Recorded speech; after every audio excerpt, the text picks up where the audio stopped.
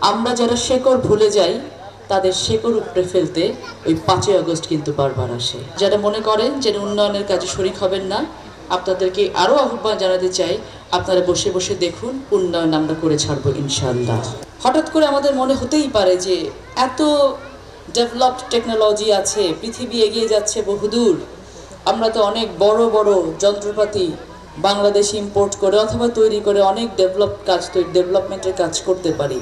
অযথা কেন আমাদের মাঠে ঘাটে গিয়ে, বনে বাজারে গিয়ে অথবা প্রত্যন্ত অঞ্চলে গিয়ে খাল কাটতে হবে? এটা আবার কেমন কর্মসূচি? এই প্রশ্নটা এই কারণেই আমি করছি এখানে, ইতিমধ্যে এরকম কিছু প্রশ্ন আমার কানে এসেছে ব্যক্তিগতভাবে, যে এরকম খাল খনন কর্মসূচি আবার কেন শুরু করতে হবে। তাদের উদ্দেশ্যে আমি বলতে চাই, আমাদেরকে আমাদের শেকড় ভুললে চলবে না। তাদের উদ্দেশ্যে আমরা বলতে চাই, আমরা যারা শেকড় ভুলে যাই তাদের শেকড় উপড়ে ফেলতে ওই 5ই আগস্ট কিন্তু বারবার আসে। আমাদেরকে মাথায় রাখতে হবে যে একটি দেশকে, একটি রাষ্ট্রকে যদি এগিয়ে নিয়ে যেতে হয়, তাহলে সেই দেশের, সেই রাষ্ট্রের প্রত্যেকটি জনগণকে এগিয়ে নিয়ে যেতে হবে। তিনি যে পর্যায়ে থাকুক না কেন, যে স্ট্যাটাসে তিনি বিলং করুন না কেন। নগদ নিয়ে এলো হার না মানা হার অফার।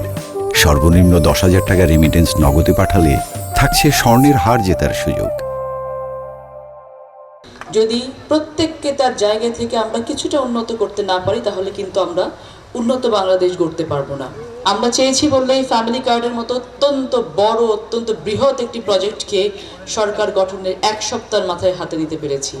আমরা চেয়েছি বলেই প্রথম ক্যাবিনেট মিটিংয়েই যেই প্রস্তাবটা পাশ হয়েছে, সেটা হচ্ছে 10,000 টাকা করে কৃষি ঋণ মওকুফের প্রস্তাব।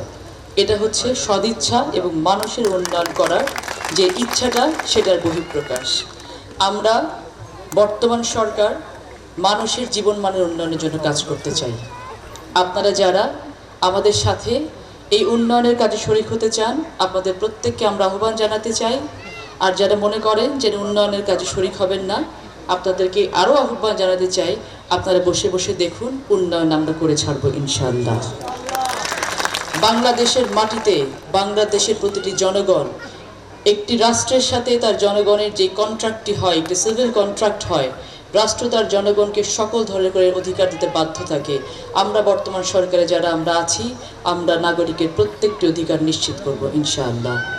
হয়তো কিছুটা সময় আমাদের লাগবে, কারণ আমি আগেও বলেছি যে আমরা অত্যন্ত ভঙ্গুর একটি অর্থনৈতিক পরিস্থিতিতে দেশের দায়িত্ব গ্রহণ করেছি। আমরা যে পরিকল্পনাগুলো গ্রহণ করেছি, যেগুলো বাস্তবায়ন করার জন্য আমরা মাঠে নেমেছি, এই পরিকল্পনাগুলো আমরা বহু আগে থেকে চিন্তা করে এসেছি যে যদি আমরা কখনো জনগণের ম্যান্ডেট নিয়ে সরকার গঠন করতে পারি, তাহলে আমরা কোন কোন কাজগুলো হাতে নিলে অনতি বিলম্বে আমরা দেশের জনগণের ভাগ্যের উন্নয়ন ঘটাতে পারি, এবং সেই কাজগুলো নিয়েই কিন্তু আমরা এখন এগিয়ে যাচ্ছি।